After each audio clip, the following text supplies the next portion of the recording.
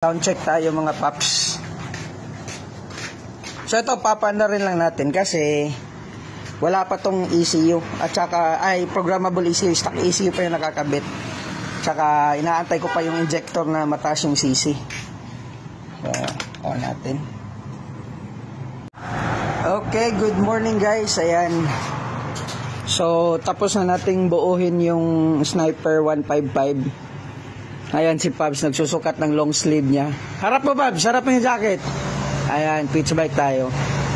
So ito gamit namin Z5 head 2225, Z5 bore 68mm, tsaka existing throttle body yan ni customer.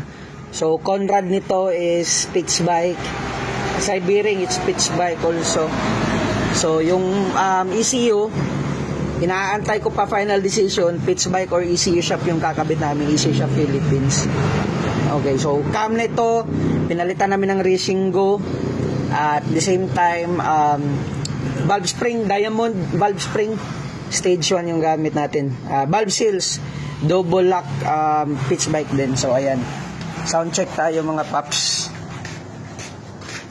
So ito papanda rin lang natin kasi wala pa tong ECU at saka programmable ECU, stock ECU pa yung nakakabit. Tsaka inaantay ko pa yung injector na mataas yung CC. So, on natin.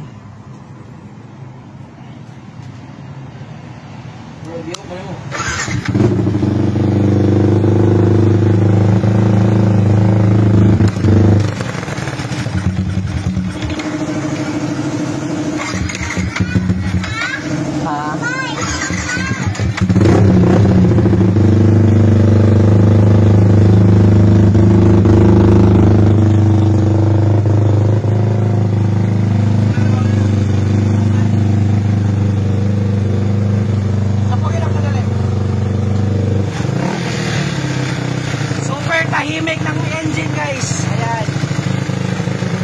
Pabs works. Okay na.